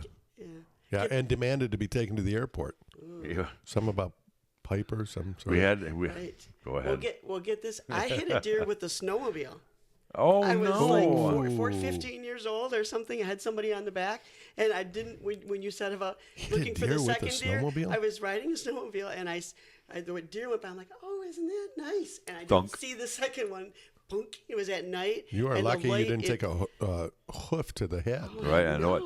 Somebody had said on social media that they had a friend who goes out with the latest and greatest hunting rifle, and he hides in the woods, and he puts doe urine on himself, and he does, right. I don't hunt. I do that, but not I don't do that. Well, I just do it's just fun. It drives chicks crazy. Yeah. Thank goodness I can say chicks on my own show. So anyway, and the guy says, he's got all this expensive gear. He takes 2 weeks off work. All I do is drive 55 down the highway with my lights on. That's right. That's right. That's how I get my deer. That's right. Yep. I had one time one of the deer ran into the side of my car, and some guy pulled over and took it. And he's asked me if I want it. And I'm like, no. He took it, and then when the police came, they're like, he can't take that. He needs to have it tagged. You gonna eat your deer? The police. Yeah, we went to a call one time where a guy had a deer strung up. And we looked at the bumper, and there was fur on it. And so, we went, okay, it's your deer. People can fake that if they don't have a license sometimes, That's right. I guess. That's right. Are you talking politics at all? We can. We're going to talk a little bit about, I want to mention this once again, the Women's March is tomorrow. But it happens to be on the first anniversary of the swearing in of a president who is very... He's an what's the word? Not an extrovert. Introvert. He's an introvert. I got the answer. He's an introvert. He just never speaks what's on his mind. Well, he's the strong. He's so silent shy. Type. He's a strong silent type, like many of his heroes. Well, he's a genius. Very stable. Look, I voted for the guy. Don't go to me. I had voted for the guy, but there's absolutely no way I can condone some of the things he said. So if that's what we're going to talk about, fine. I did vote for him. Some of the policies are great. You know what? And I want to hear from you, Jack, on this. This will take us up to the top of the hour. Is I wonder, and I don't know if he's really this shrewd, I wonder if he doesn't get on the tweet machine and do this, feed the media so they don't know what's going on with his legislative agenda. Well. You think? They wouldn't be alone then, would they? I do think that he has mastered the idea of the smoke screen and treats the world like a reality TV show. Is he leaving us? Is this where I have to talk for a long time? Yeah. Okay. I do think that he has mastered the idea of distract him here, distract him there, distract him here. I don't go to the extent where I believe that he has this grand master plan and that he's an evil genius behind the curtain. I just think he never ever expected to win, finds himself in that situation, doesn't know how to get out of it. And it's like when you were a kid and you did something on a dare, and then it turned out to be something completely different. I don't think he expected to win. I don't think that he was anywhere near prepared to win. And now, I'm tired of winning already. I got to be honest with you. I'm tired of winning. And thank God that he's never, ever going to play golf, that he's going to stay there and do the work of the American people. Well, see, now we're going to get into how often the other presidents of golf, because everybody jumped on Obama for how much he... Go ahead. It's not about that. It's about the promises that he made. It's about the poisonous darts that he threw at people that now have completely washed downstream, that he doesn't pursue at all. It is, as you say, some of the things that he's done are okay, but it is his manner of doing things. I know it. And I know there's people out there right now. Can we give the finger on the air? You can do whatever you want. Actually, I do have a picture of my late mother-in-law that I sometimes have to put in front of the camera to show everybody why I'm not saying what's really on my mind. But go ahead. I loved your mother-in-law. I loved your mother, Kathy. Oh, she was a wonderful woman. Yeah. So anyway, there's an old adage: "May you live in interesting times." We are here. We are here. What I thought is, and this was kind of foolish, I thought, okay, he was running during the primary. I didn't vote for him in the primary. And I talked to a friend of his pretty high up in the organization, and he just gave me that blank stare when I said, why don't you tell him to tone it down? So then he got into the debates, and people kind of liked him. He was a maverick, kind of like Sarah Palin. No, we don't say that anymore. Sarah Palin was talking about John McCain being a maverick. Well, I know, that's what I'm talking about. But still, it was a situation where, he did that, and everybody loves. Some people are out there watching right now and listening, and they say, well, we love that he tweets because we get totally what's on his mind. Totally what's on his mind. He doesn't have to go through a journalist. We're getting too much what's on his mind. Well, this is why I actually love that he tweets now. I was opposed to it at first. Please don't ever take him off Twitter. I think he exposes himself on a daily basis. John Kelly, right? John Kelly goes out of his way 2 days ago to say, look, what people promised during the campaign and what they actually deal with once they understand everything are two different things. This isn't the first president to go through that learning curve. He is evolving. His position on the wall is evolving as he understands more of the facts. The next morning, Donald Trump, my position hasn't changed at all. This is his chief of staff. Please don't ever stop how tweeting. would you like to be first as campaign manager? Are we allowed to give the finger on the air? The white, yeah. It's up. Norm's rules, whatever he allows. The white, I don't really, My mother is speaking in my ear. This is a highly professional, polished broadcast. Okay, remember that. All right. I thought that he would get in office and he'd raise his hand and be sworn in and realize the magnitude of being the president of the United States. I'm not going to go with this world's most powerful man stuff. It's enough to say the next president of the United States will be on that map in elementary schools, of all the presidents. I know, look at your disdain. And I'm thinking he must realize the magnitude. He must quit saying stupid things. Calling places poo holes where people live. He didn't need to say that. We could say what he said, right? He could have said, I still have this decorum thing. Yeah, he called him a shithole. Shithole or shithouse, right? A shithouse, a shithole. Well, shithouse was given by Obama. He had said that. What? Obama said shithouse. Yeah, he did. And about other countries? Politics, no. But he said it anyway. He shouldn't have said it. He should have said, and this is accurate because I know Caribbean nations, as you know very well. Yeah. Haiti is a nation that's kind of been brought along by suckling off the teat of the world. There's no question. It's a terribly disastrous country, and they haven't been able to pull themselves up at all because it's their culture. To this point. And I give them a pass because laziness and living in filth is their culture, and they're okay with it. Go ahead. I think it's but why would you say that instead of a shithole? Right. So this, I have members of my family. I have friends that I love very much who are diehard Trump supporters, right? Mm-hmm. And they bring this up, and they're just They voted for him because they wanted somebody to go and give the middle finger to Washington, right? And this was the whole gist behind it. Yeah, he's not going to be politically correct. Yeah. And so immediately they came out and they said, well, so he's speaking the truth about these countries. No. That's not the issue. Nope. It's as if the Pope met my grandmother and said, Granny, nice to meet you. Nice Hooters. I would hope that the world at that point wouldn't suddenly take up the issue of, well, does he have a point? Has Granny got nice Hooters or does she not? That's not the issue. No. That is not the issue. It's the Pope saying something completely out of line with what the papacy should be saying. You nailed it right on the head. Yeah. You nailed it right on the head. My grandmother never met the Pope. And I thought to myself, and we won't get into the other part. They were okay. I'm just saying. Anyway, we can't say anything on the show. But anyway, you're right. And then, but I thought, well, you're feeding into the Democrats. Oh, they're going to kill you in the election, but they put up Hillary. Not going to go there. So, but people who really hate him voted for Bernie. But let me continue with this thought. Imagine if Bernie had won, by the way. It's gridlock.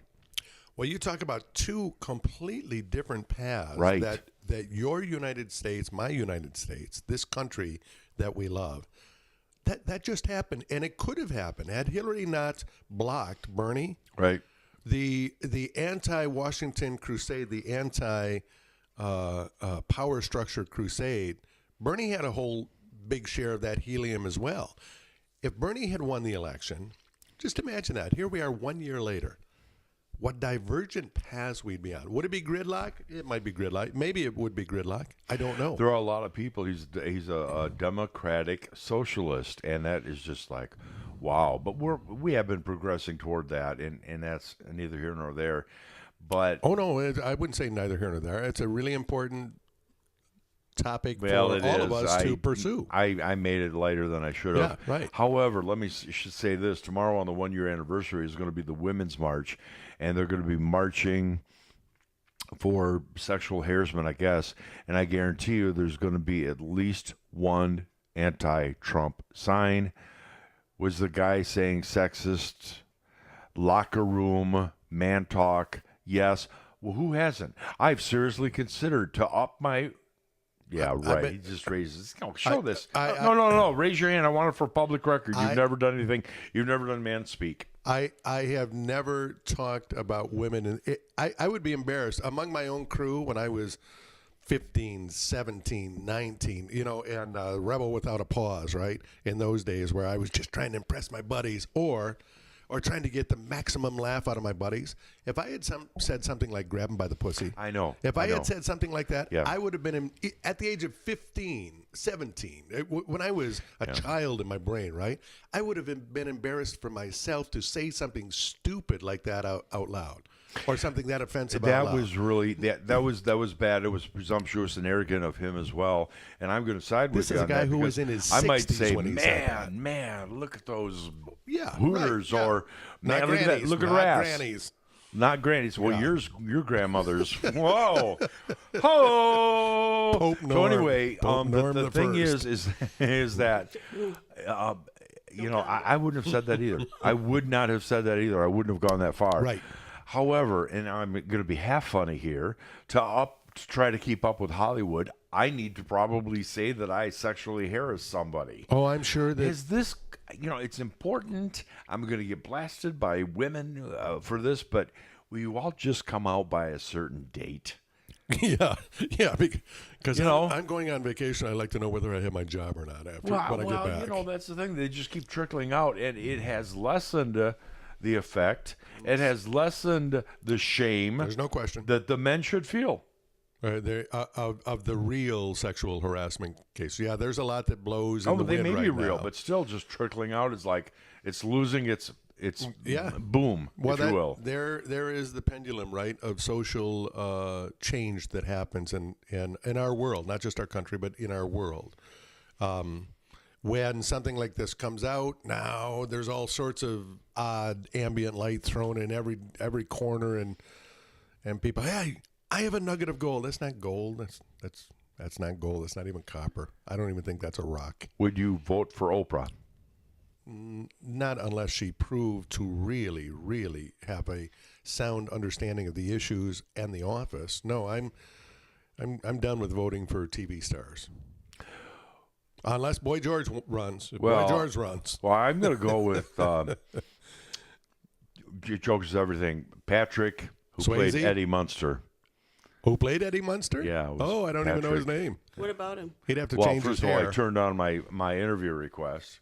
But he should be the next president. Eddie Munster. Eddie Munster turned down your interview request? Yeah. What was he? So did Blair from Facts of Life. He had written a book, couldn't cut get a CD. Couldn't get time off at the Comic-Con? custodian school? Right. I don't know. Comic-Con. Sometimes I always thought would I vote for Oprah? Yeah. She would have to have a platform. Trump is first. I didn't vote for Trump because I didn't care for him. I didn't care for Hillary either. I do look into the candidate and their understanding and their position, and not just their position today or the position they came up with 3 days ago, but what their life tells us about their position, right? She would have to express to me that she has a firm understanding of all the things that go into that office. But my guess is no. I get Trump's appeal, but I wonder. I was afraid that maybe Biden would run. Who doesn't like Joe? Oh, I think Joe is going to run in 2020. He's 73. So, 73 is the new 71. Yeah, well, So is Reagan. How old is Donald Trump? Isn't? Oh no, I don't know. What is the difference does it make? Well, you're saying he's 73, like that's too old. Well, somebody has said it. I didn't say it. I don't even know how old the guy is. It's tough to argue with Joe Biden's ethics. Here's a guy who, when he worked in the Senate, took the Amtrak train home every night to his family. He was so likable. He extraordinarily likable. When he became the vice president, he was the least wealthy senator in the Senate, despite the fact that he'd been there for 30 years. Wonderful for him, right? Yeah. So good for him for not amassing wealth. Well, that's not what I'm saying. But I'm it saying speaks to his that, ethics. Yeah, he didn't just hoard money and or whore himself out to the lobbyists. It's right to say, and the famous quote was, "There comes a point where you have enough money."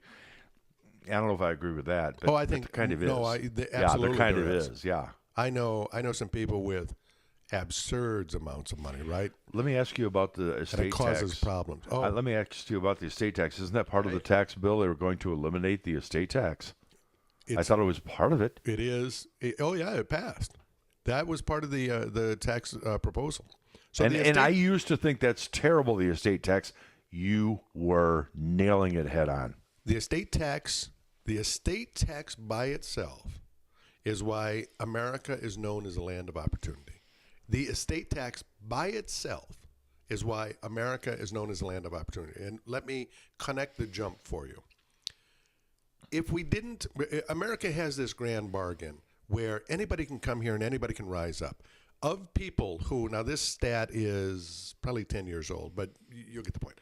Of people who have a net worth of $5 million or more dollars, how many of those people do you think inherited their money versus made that money in their lifetime? Oh, what would you say to you this? told me that. Yes. Like 98% of the people made it themselves. So it was pretty high. 18% inherited their money. The other 82% made their own money. Your net worth is $5 million or more. These are people who are worth $40 million, $80 million, $300 million. Made it in their lifetime. The reason that stat, as opposed to just inheriting it, being part of the Lucky Sperm Club, the reason that exists is because of the estate tax.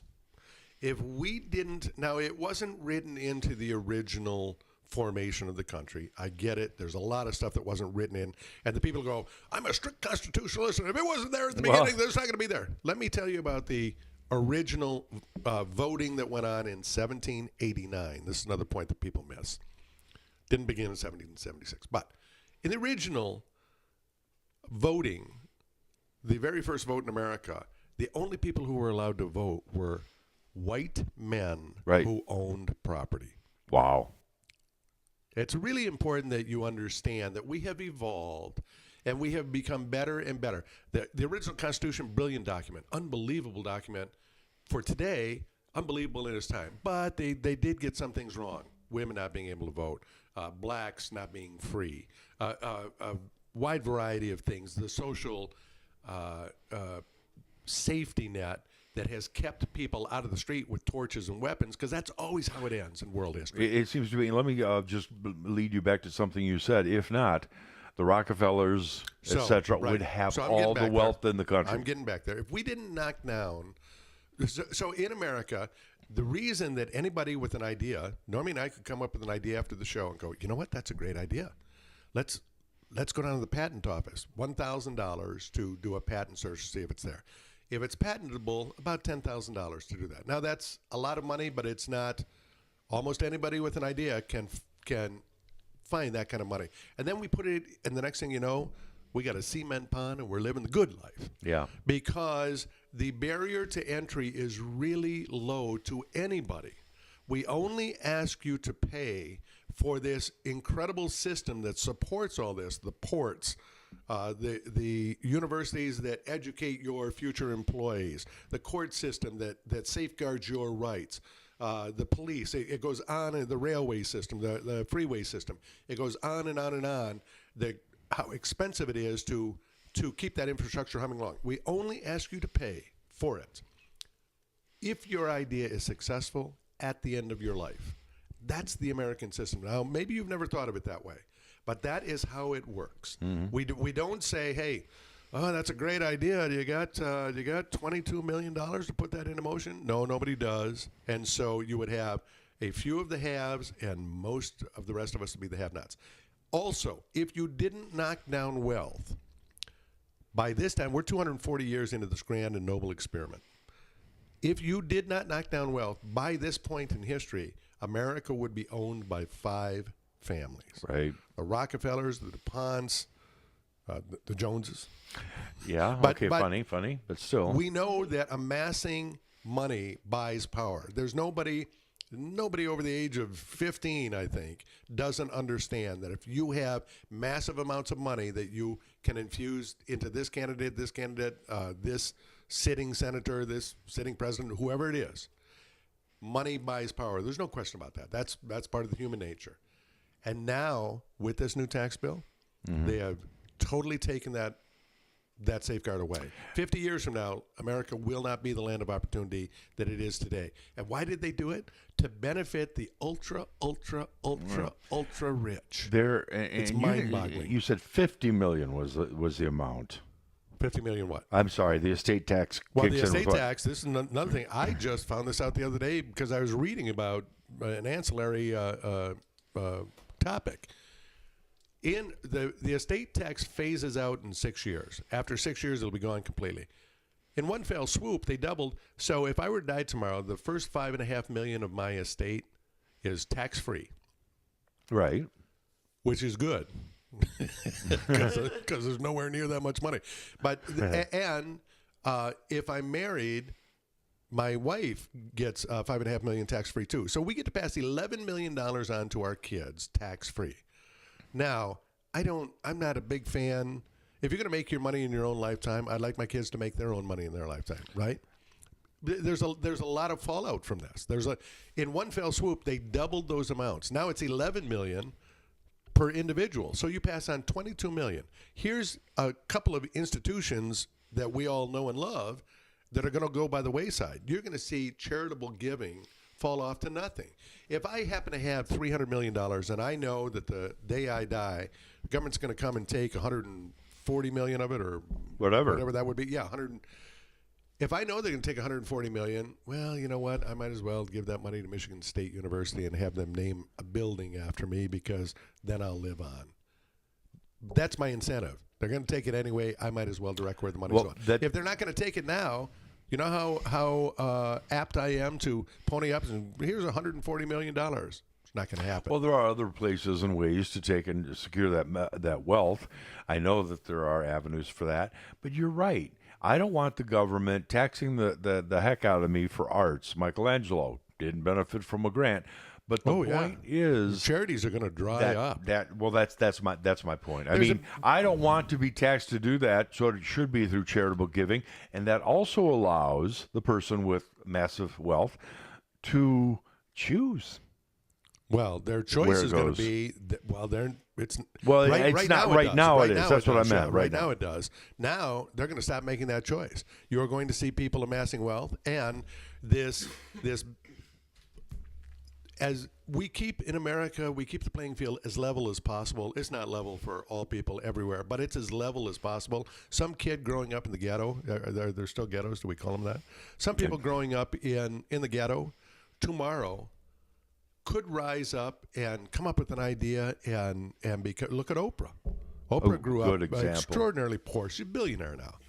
That situation will become rarer and rarer and rarer as these families now amass their fortunes and buy their power with them. It is a stunning development, and it just blew past because most people don't understand the system. They don't understand just the magnitude, the repercussions. The ultra wealthy took care of themselves. Also in the tax bill, it was good for real estate. So there's a huge game changer coming as you're able to amass these fortunes now. 1031 exchanges are going to become very much back in vogue. I actually did one a week ago, but it's the first 1031 I've done in probably 10 years. Sell property if you plop it over to another property. You roll it over. Now with the max gain at $22 million per couple, you roll it over. You die, it's gone. There is no tax obligation. It is stunning what the ultra rich did very quietly 1 month ago. It is stunning. Hopefully, there is a 6-year phase in. Hopefully, in the 6 years, the light is shown very brightly, and all of us. Right. I happen to make a very good living, right? So I'm in that top tax bracket. What they did to take care of the country club members of America, the ultra wealthy, is. It seems, yeah. Well, I even remember when they let Steinbrenner off the hook. I mean, here's a guy who was rich. Steinbrenner died in 2011. I know, but he died in that area where there was where there was a gap. Right. There was 2011. And there was he a got gap. off. And I always wonder if you could pay off all the senators, all the lawmakers, $2 million apiece, and still be further ahead with that wealth. So I always thought that was a little shady. But your thought back to what you were saying, and then we'll wrap up. Well, hopefully people are going to realize where they were and what just took place. One thing I did think that was kind of cute was the Record Eagle was talking about the makeup of Traverse City, which is getting more and more out there. We will wrap up shortly. When you say more and more out there, Traverse, you mean diversity? I think leftists. No, leftists? Diversity is nothing wrong with diversity. What I'm saying is they want all renewable energies in 23 months. Right, yeah. I was a little amazed by that. You know myself. how those are subsidized, though, at 25% as opposed to gas at 5%? Yeah, but here's what I would say. I know we disagree on this one. Well, I'm a taxpayer, right? I am willing to pay more for a better world. Then you do it. Yeah. I don't want to. Well, I want to wait for the technology. We're going to find a way to keep pollution just hanging over your house only. Well, look around my house. Yeah. Look around my house. It's already there. You noticed Jack was coughing. If we can localize pollution to those who don't want to pay for it, okay, we'll just have that pollution hang over your house only. What I'm saying is they're pushing the technology. The future is definitely renewables. It's the tide. It's the magnetic pole. I'm sorry, I won't get into it. It's offshore It's drilling. Solar. It's drill, baby, drill. Stop. It is solar. Look how far we've come with There's the no U of M question. solar-powered car. Right. I don't love these plug-in battery-operated vehicles. I'm not burning gas. No, you're burning coal. So, but they're pushing it, pushing. It is the future. It is. LED, part of the future. Oh, yeah, it's huge. Relax. Don't push it down my freaking throat already. It's not viable. Norman. Everybody's tax money everywhere is going into subsidizing something that can't compete. I see to a degree, but we've gone overboard. I have to pay. I get no tax breaks for my health care, right? So I have to pay the maximum amount for my health care, and I'm willing to do it for a better world. I know that I'm paying more. It's another form of taxation, if you will. But it is a taxation to make the world a better place. I'm willing to make that bargain. Well, wait a second. We're a community, right? Kathy, you're the accountant here, which is the brains, obviously, besides that. But we write off our tax insurance. What are you talking about? Your health insurance? Yeah. Yeah, you do in the year, you do for this year, but you won't next year. Oh, that my. disappeared as What? well. No. They lowered the threshold for being able to write off your medical costs. They raised the, and I don't understand the tax bill 100%. Right. Well, who but does? I They don't. read a little bit. Yeah, they don't. But they raised the personal exemptions, but they wiped out a medical insurance cost was wiped out. Oh, I'm all but certain about that. Well, that's So $6,000 a year maybe for other me. medical costs, but just not the premium. Is that what you're saying? Let's not sully the point. My point is that 4 things that I think improve the world and improve the lives of people around me, I'm willing to pay that. This is America. We do take the huddled masses. We do take the downtrodden. We do take those. We keep the playing field as level as we possibly can. We encourage people to rise up. We laud them when they do. 82% of people who are uber wealthy made it in their own lifetime. That is a beautiful statistic. Only 18% inherited it. Come back in 50 years, those numbers are going to likely be flip-flopped. I can't believe I'm going to open up another big topic, but here we go. Here we go. I looked up what it would take to become a U.S. citizen. I took the test. I failed. There is a test. Yeah, I know it. Who is it? Hey, who Ice, baby. Yeah. Yo, down with your mother. So anyway, it's not that expensive to become a citizen. I think they should be vetted because we have this problem, and it's called terrorism. Come in the front door, but I blame the federal government for making it a slow and tedious process. Listen, a year ago, Trump was jumping up and down. Ban the Muslims. Shut the borders. Close the airports. Let's vet the Muslims. But it has to be done. It has to be done right now. It has to be done. Terrorism is right now. Here we are a year later. It hasn't been a terrorist incident. Can we give the middle finger on the show? Yeah, what? You can do that. Trump, We've already said shit Trump, also. Trump. Everything's it's got to be right now. It's got to be immediate because there's a threat looming. Well, one day he's going to be right, but we'll call him the boy who cried Trump.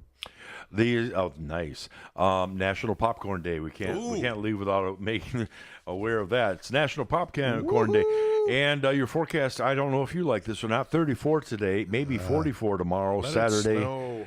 And then the lake effect snow showers come in. Must be a Vasa race coming. You know what? We've always talked about that, haven't the we? White Pine 15 years. Stampede. Yeah. Tuesday. Last year they had to drop their 50K. Yeah. Tuesday. No longer a stampede. It's just a kind of a slow crawl. Well, enjoy your little thaw there because Tuesday and then Wednesday there's a lake effect snow advisory. So, hooray! Yeah, Snow! hooray for you. Yeah. Thank you for having me on, Norm Jones. Thank you so much, Jack Lane. We appreciate you being on, as always. Take care of yourself and go ahead and sing us out. Not that anybody ever sings us out, but I love a parade. End it already, for God's God's sake. sake. Drums. Did I mention the drums?